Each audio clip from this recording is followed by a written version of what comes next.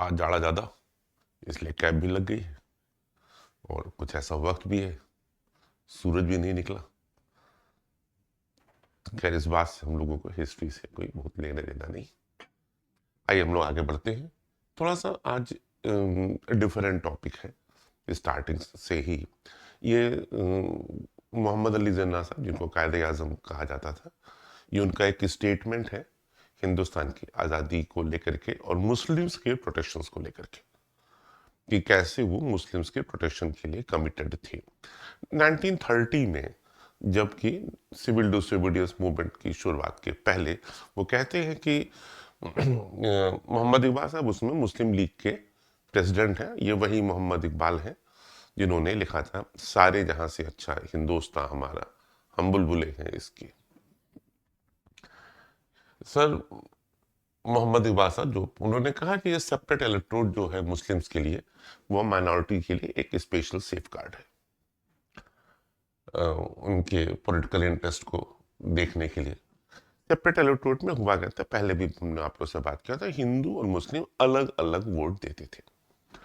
तो उन्होंने कहा कि एक इंटेलेक्चुअल जस्टिफिकेशन भी दिया पाकिस्तान की डिमांड को लेकर के, जो कि बाद के सालों में आया। उन्होंने कहा कि मुझे कोई इस बात में कोई हिचकिचाहट नहीं है, ये कहने भी अब ये उन्हीं के वर्ड्स हैं, आई हैव नो हेजिटेशन, मुझे कोई हिचकिचाहट नहीं ये डिक्लेयर करने में कि जो मुस्लिम लीग का जो जो सिद्धांत है वो full and free development of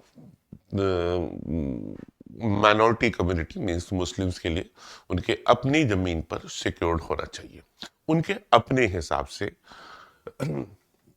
homeland as the basis of permanent communal settlement. And वो उन्होंने कहा कि he will be ready to stake all, he will be ready to stake his all for the freedom of India. वो भारत की आज़ादी के लिए अपना सब कुछ लगाने को लिए तैयार है। और जो प्रिंसिपल है कि हर ग्रुप को अपने हिसाब से डेवलपमेंट के राइट होने चाहिए और उसमें कोई नैरो कम्युनिज्म नहीं आना चाहिए। एक कम्युनिटी जब एक दूसरे के लिए जब इलविल रखी हुई है,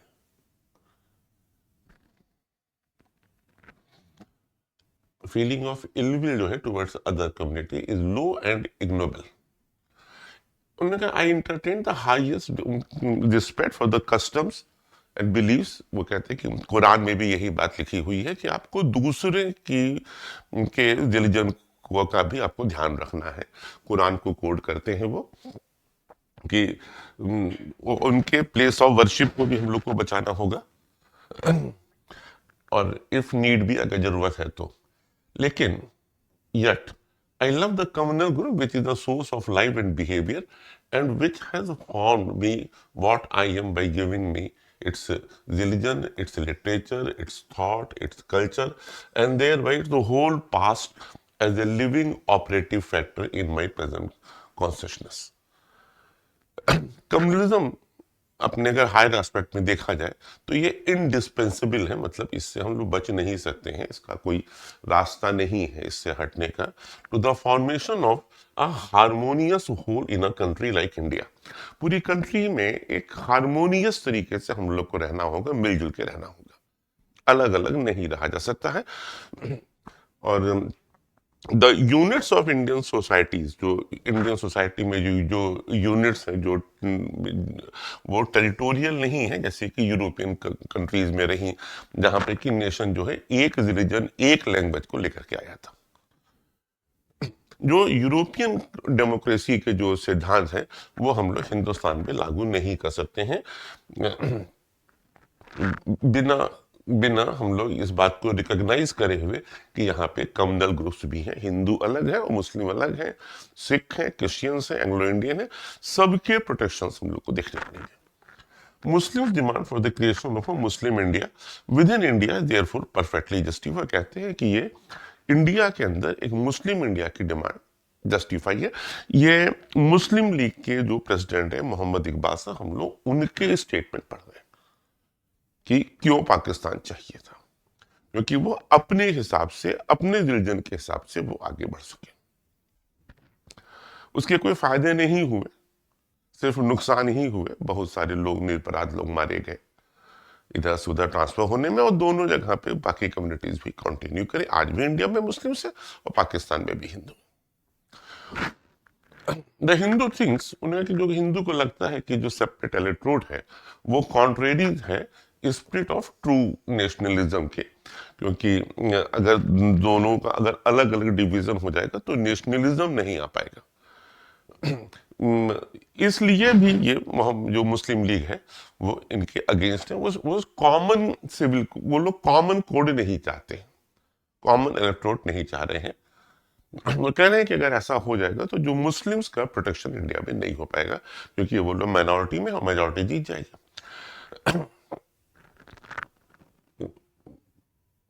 the word nation to mean a kind of universal amalgamation, एक होना चाहिए, in which no communal entity ought to retain its private individuality. जो उस समय जो कांग्रेस की डिमांड थी या जो बाकी जो हिंदू पार्टीज वो लोग कहते थे कॉमन इलेक्ट्रोड होना चाहिए, और इसके ये अगेंस्ट है, कहते हैं कि तो इंडिविजुअलिटी खत्म हो जाएगी डेवलपमेंट की। और जो अगर ऐसा स्टेट होगा, उन्होंने कहा such state of thing however does not exist, क्योंकि हिंद का ये यहाँ पे एग्जिस्ट नहीं करता है।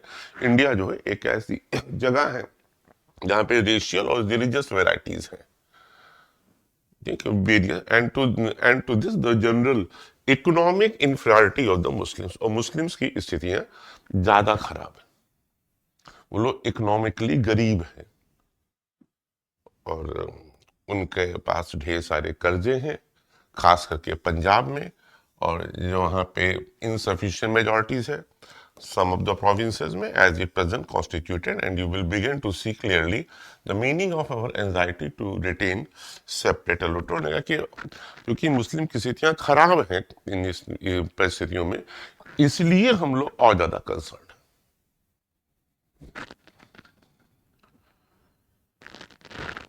डिस्कस करना है, इसको आप केयरफुली पढ़िए। Do you agree with Iqbal's idea of communalism? Can you define communalism in a different वे?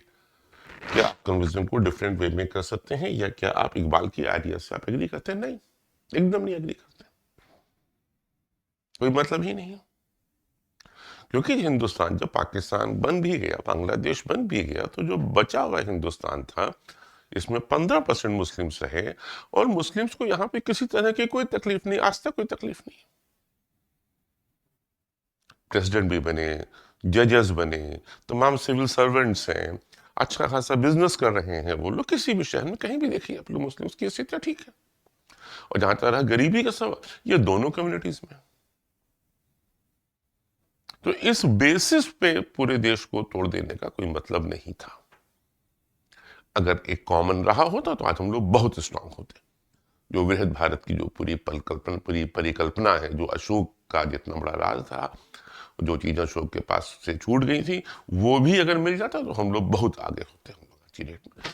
खैर, जो हो चुका है उसको हम लोग नहीं करेंगे। अब हम लोग अगला chapter, the sense of collective belonging, ये इनको आप लोग जानते ही हैं, तिलक जी, ये टेम्पल, मस्जिद, अतारी, चर्च, ये सब बना हुआ है। ये एक ही मतलब पेंटिंग में चारों रिलीजन्स का बना दिया गया है कि देखिए कहीं कोई दिक्कत नहीं। हिंदू देवी देवता भी है हर जगह पर, और फ्लावर्स भी हैं, गुलाब भी है। ये एक पेंटिंग है, ये सिंबल ऑफ यूनिटी को दिखा रहा है कि हम सब लोग साथ में हैं। नेशनलिज्म जो है वो ये स्प्रेड हुआ जब people began to believe that they are all part of the same nation. Nationalism तब आता है जैसे लोग बिलीव करते हैं कि एक सभी लोग उस एक नेशन के पार्ट हैं। When they discover some unity, और फिर उसके बाद एक यूनिटी पीछे वो लोग ढूंढते हैं जिससे सब लोग एक साथ रहते हैं। But how did the nation become a reality in the minds of people? अब लोगों के दिमाग में नेशन कैसे रियलिटी बने, कैसे लोगों को लगे कि वो लोग, how did people belonging to different communities, religion और language group develop a sense of collective belonging? अलग रिलीजन है, अलग लैंग्वेज है, अलग एरिया है, तो फिर कलेक्टिव बिलोंगिंग कैसे हो? क्या चीज होगी जो इनको सबको साथ में बांधेगी? This sense of collective belonging came partly through the experience of united struggles।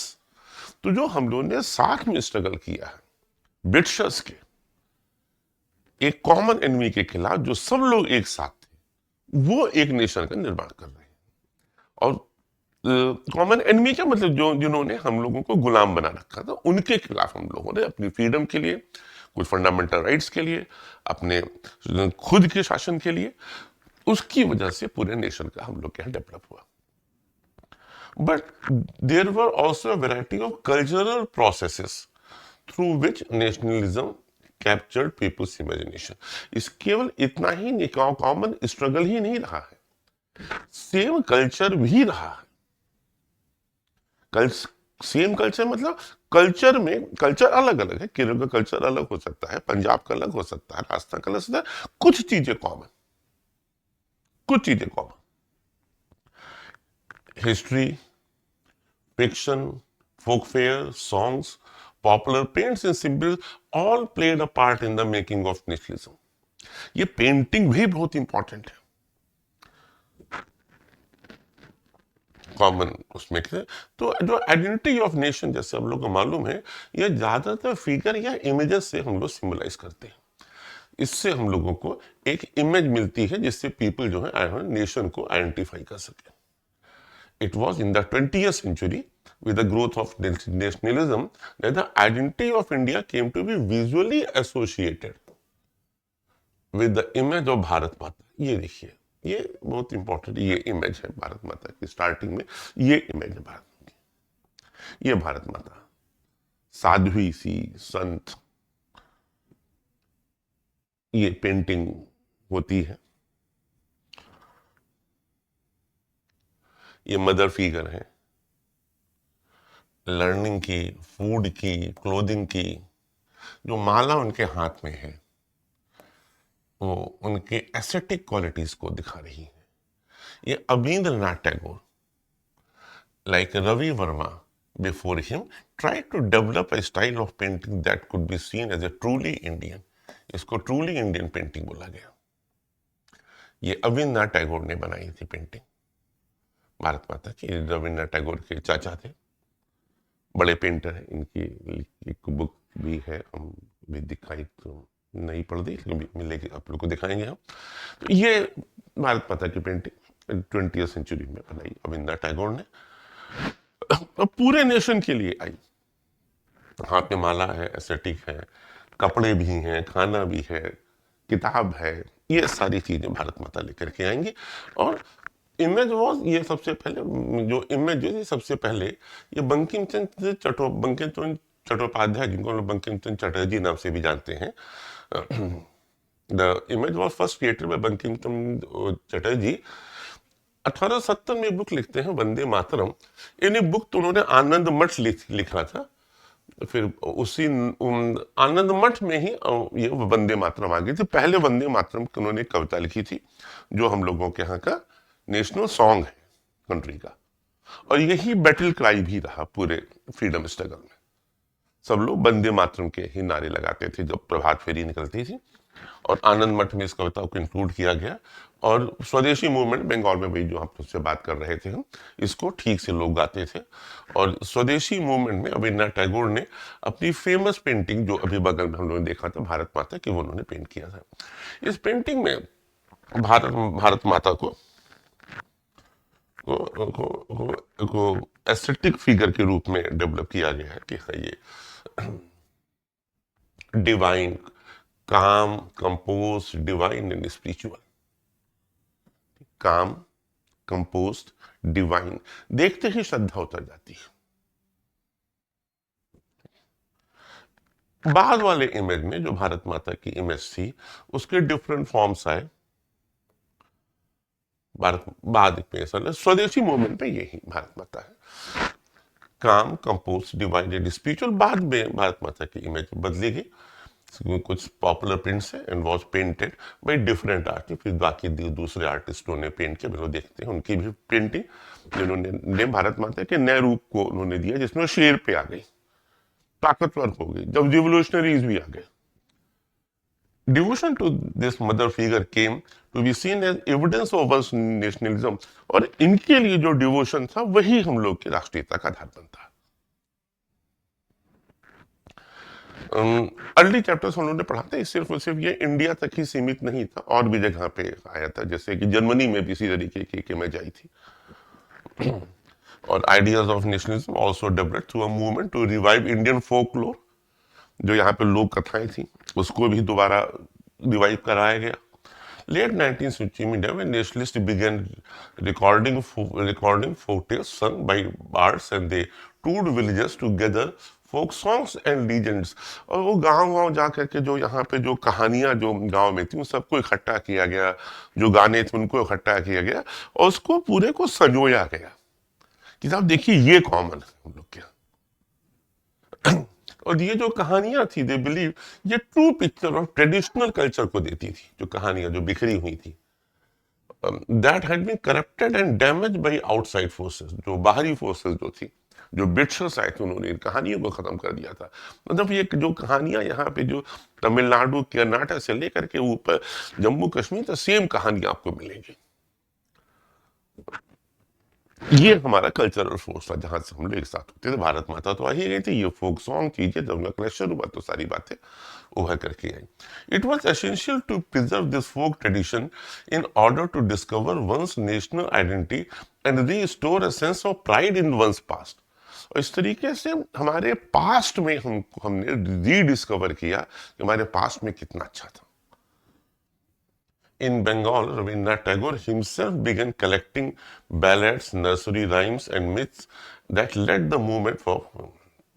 और बंगाल में ये काम गुरुदेव ने खुद उठाया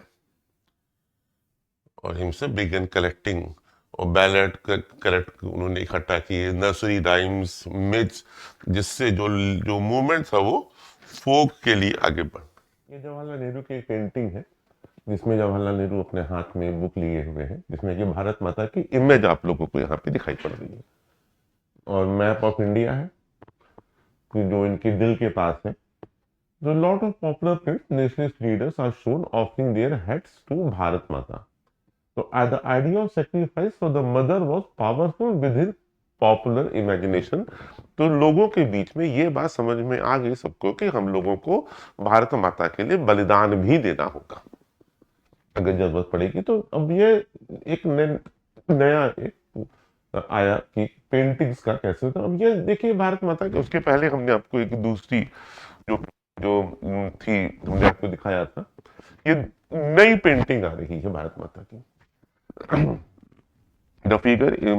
ये कंट्रास्ट है, वो जो पहले वाली पेंटिंग थी वो रविंद्रनाथ टैगोर ने बनाई थी, जिसमें वो शांत थी, आध्यात्मिक थी, स्पिरिचुअल थी।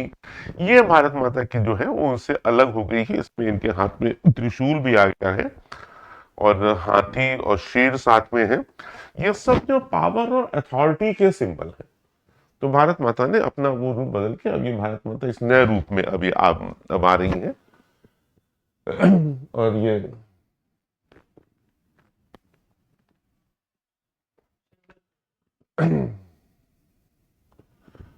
इन मद्रास नेत्सा शास्त्री ने पब्लिश किया एक 4 वॉल्यूम की तमिल फोक कहानियों का पूरा संग्रह, द फोकलोर ऑफ सदर इंडिया।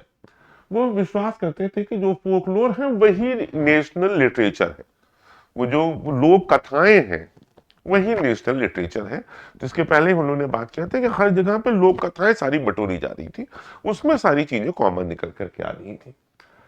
तो ये most trustworthy manifestation of people's real thought and characteristics है, क्योंकि जो लोक कथाएं हैं उसी में असली कैरेक्टर बाहर आ रहा है भारत के लोगों का। तो बंगाल में रविंद्रनाथ टैगोर ने किया, मद्रास में नेत्सा शास्त्री ने किया, और जैसे जैसे नेशनल मूवमेंट डेवलप होता गया, नेशनल लीडर जो है वो ज्यादा अवेयर होते गए इन आइकॉन्स की और सिंबल्स के, लोगों को आपस में जोड़ने के लिए। तो आपस में यूनिटी कैसे है ये हम लोग देख रहे हैं, उसमें पेंटिंग्स का और कहानियों का क्या रोल रहा, उससे सब लोग जुड़ना शुरू हुए एक फीलिंग ऑफ नेशनलिज्म के लिए। और इसी समय जो स्वदेशी मूवमेंट हुआ बंगाल में, उसमें तिरंगा झंडा वो डिजाइन किया गया, 3 try colour flag, red green and yellow उस समय था, और उसमें 8 लोटस थे। इट हैज 8 लोटस, ये 8 लोटस थे, और जो ट्राई कलर फ्लैग में रेड ग्रीन एंड येलो, ध्यान देखिएगा अब व्हाइट नहीं था, येलो था, जो बंगाल मूवमेंट जो ड्यूरिंग द स्वदेशी मूवमेंट इन बंगाल में है। तो जो 8 लोटस थे वो 8 प्रोविंसेस को रिप्रेजेंट कर रहे थे जो ब्रिटिश के अंडर में थे, और एक क्रिसेंट मून था जो हिंदू मुस्लिम यूनिटी को शो कर रहा था। भाई 1921 गांधी जी है डिजाइन द स्वराज फ्लैग। 1921 में गांधी जी ने दूसरा फ्लैग ये डिजाइन किया, इसमें रेड ग्रीन और व्हाइट है। देखिए सब सवाल बड़े इंपॉर्टेंट सवाल है कि जो अभी का जो फ्लैग है, जो उसमें रेड ग्रीन और व्हाइट कहां से आया हुआ है।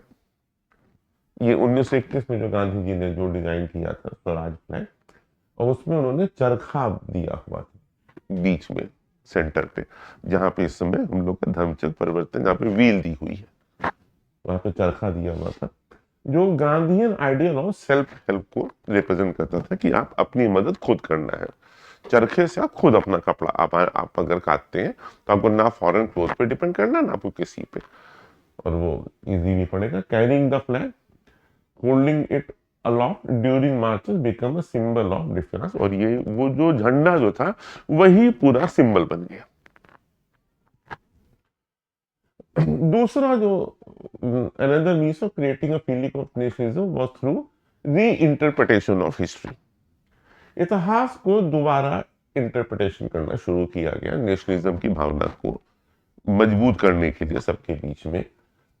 19वीं सेंचुरी के एंड तक कई इंडियंस को फील होने लगा था कि एक सेंस ऑफ प्राइड होना चाहिए नेशन में, और इंडियन हिस्ट्री को अब दूसरे तरीके से पढ़ाया जाना चाहिए। उस समय तक इंडियन हिस्ट्री जो है वो ब्रिटिशर्स के हिसाब से पढ़ाई जा रही थी।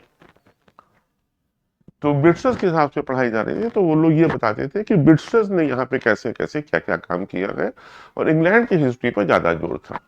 और यहाँ पे बताया जाता था कि जो ब्रिटिशर्स जो थे वो इंडियंस को बैकवर्ड और प्रिमिटिव देखते थे, इनकेपेबल ऑफ गवर्निंग देमसेल्फ, वो जो अपने आप को नहीं गवर्न कर सकते थे, इनकेपेबल ऑफ गवर्निंग देमसेल्फ, ये माना जाता था कि ये लोग हैं अपने आप को नहीं गवर्न कर सकते हैं, इसलिए एज ए पेरेंट के रूप में वो लोग, एज ए गार्जियन के रूप में वो लोग बैठे रहते थे। ये जो भी कॉलोनियल रूल है वहां पे लगभग हर जगह पे एक खास बात रही कि वो लोग कहते थे कि लोग अपने आप इस काबिल नहीं कि लोग खुद अपने को रूल कर सके।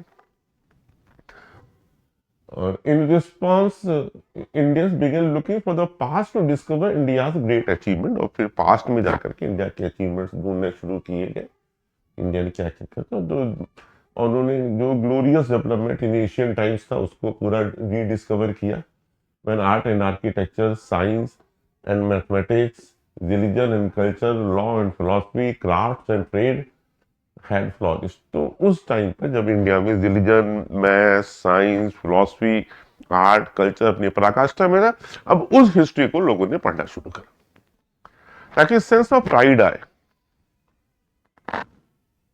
और खुद रूल करने की स्थिति में आए। ये नहीं कि जो जो किसी लीडर ने कह दिया वो फाइनल है, मतलब खुद भी तो आदमी को सोचना चाहिए कि क्या सही है क्या गलत है। और this glorious time in their view was followed by a history of decline। और जो glorious time था उनके व्यू में वो हिस्ट्री ऑफ डिक्लाइन से शुरू हुआ व्हेन इंडिया वाज कॉलोनाइज्ड। उन्होंने कहा कि जो डिक्लाइन है ये तब से आ रहा है जब इंडिया कॉलोनाइज्ड है, जब ब्रिटिशर्स आके उसके बाद से हिंदुस्तान की स्थिति खराब होती है, उसके पहले बेहतर है। ये एक नए तरीके की हिस्ट्री डेवलप करी गई। और these nationalist histories urge the readers to take pride in India's great achievement in the past and struggle to change the miserable conditions of life under British rule। तो ब्रिटिश रूल के अंदर जो खराब जिंदगी थी उससे बेहतर जिंदगी के लिए पुराने पास्ट में जाकर के वहां से प्राइड ढूंढ करके उस तरफ आगे बढ़ गए कि जो पुराना वाला जो रूल था वो गड़बड़ था ब्रिटिश रूल।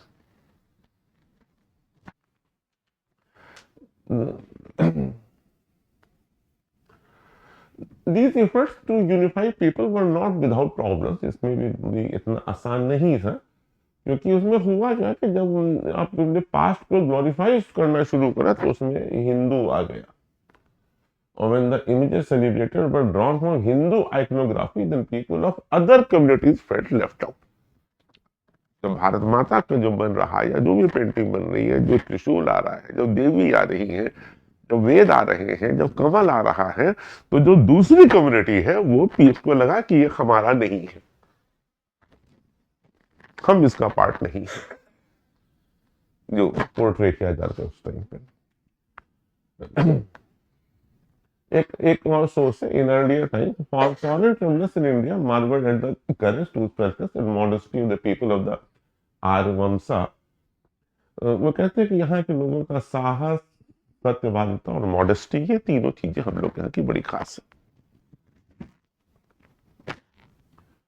और remark mainly in the absence of these qualities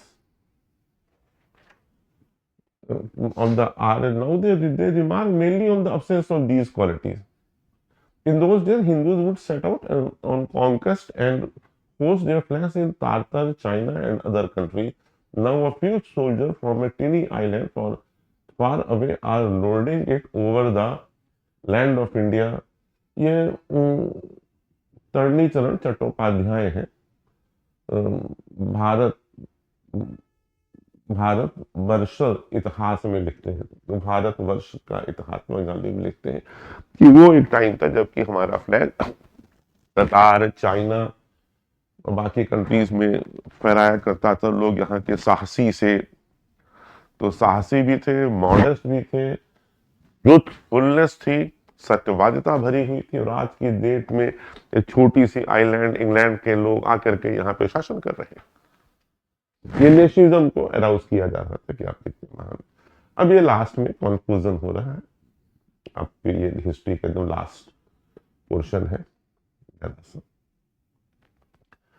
A growing anger against the colonial government was thus bringing together various groups and classes of Indians into a common struggle for freedom in the first half of the 20th century. तो first half of the 20th century में जो various groups थे, जो various social groups थे या regional groups थे, वो सब साथ आ गए कॉमन स्ट्रगल में। और कांग्रेस जो था महात्मा गांधी की लीडरशिप में उसने उन लोगों का जो गुस्सा था उसको चैनलाइज करने की कोशिश करी into organised movements for independence. लोग तैयार थे पूरी तरीके से स्ट्रगल के लिए, मन में हाथ टिकते सारे थे। उसके लिए लोगों का पेंटिंग, इतिहास, कहानियां, rediscovery of the past, sense of pride, ये सब अब आ चुका था। तो गुस्से में थे कि तो बस कोई एक चिंगारी जैसी कोई चीज चाहिए थी जो गांधी लेके चले गए, महात्मा गांधी। और इन सारे मूवमेंट्स में जो नेशनलिस्ट जो है they try to forge a national unity, but as we have seen diverse group and classes participated in these movements with varied aspirations and expectations. हम लोग पहले भी देख चुके हैं कि जो वेरियस ग्रुप्स थे उनके एस्पायरेशन अलग अलग थे। इंडस्ट्रियलिस्ट की अलग डिमांड थी, जमींदारों की अलग डिमांड थी, मजदूरों की और डिमांड थी, किसान की कुछ और डिमांड थी, स्टूडेंट्स की कुछ और डिमांड थी, और उसी तरीके से एरिया, ज्योग्राफिकल एरिया वाइज भी अलग अलग डिमांडें थी। ये सारे लोग आए थे, लेकिन इस बात को ध्यान रखना चाहिए कि सबकी अलग अलग डिमांड थी। नेशनलिज्म का, आज़ादी का अलग अलग मतलब था। इसके हम लोग के जो इसके पहले वाले जो हम लोग ने क्लासेस ली उसमें इन सब सारी बातों को उन्होंने ठीक से डिस्कस भी किया हुआ है। As the grievances were wide-ranging, freedom from colonial rule also meant different things to different people.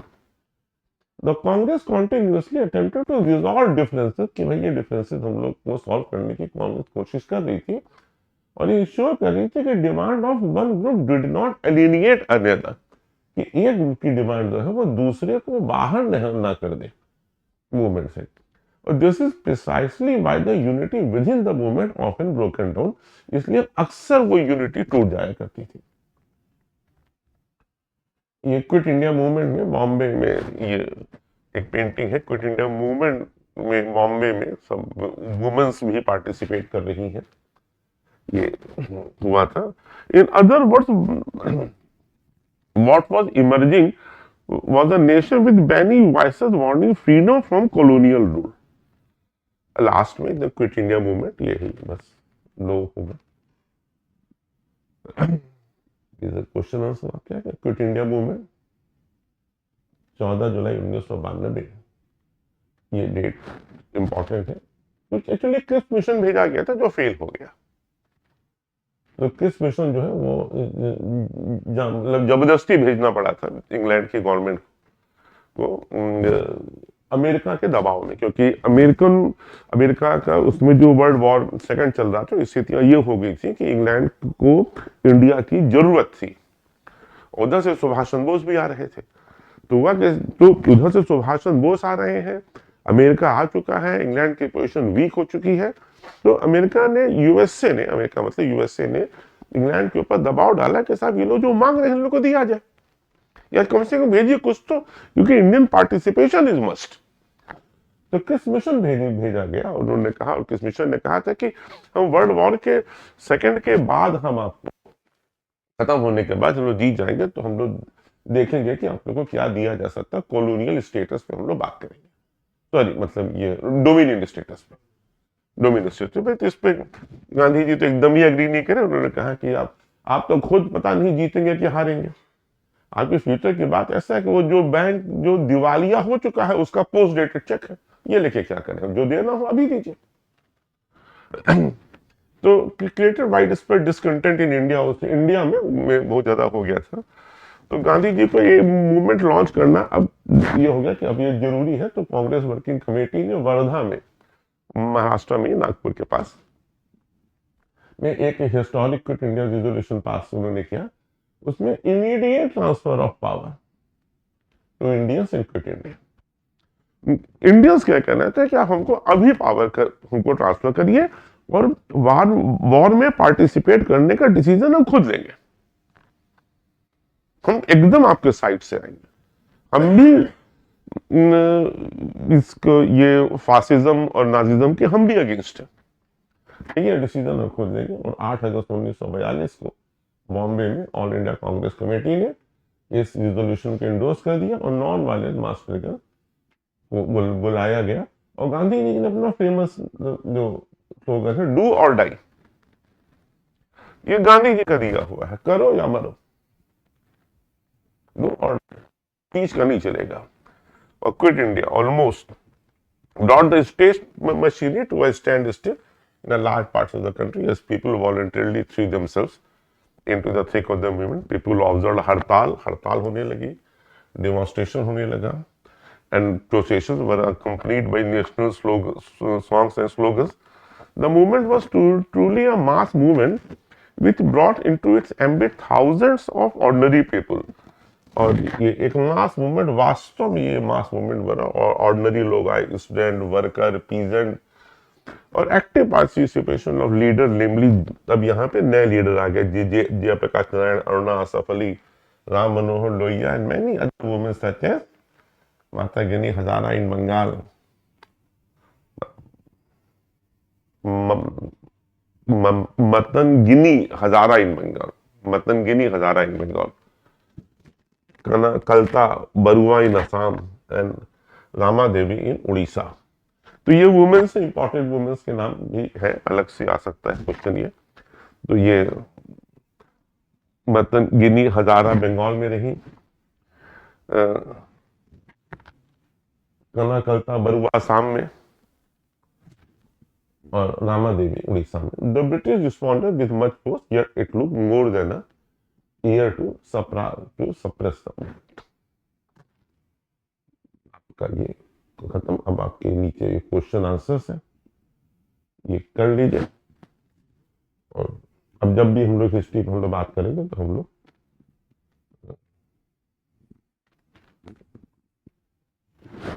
In question answer पर ही बात करेंगे, जो भी होगा आप लोग के बोर्ड के। अभी तो प्री बोर्ड आप लोग के, पहले प्री बोर्ड आप लोग निपटा लेंगे, उसके प्री बोर्ड के बाद हम लोग सिर्फ क्वेश्चन आंसर हम लोग बात करेंगे।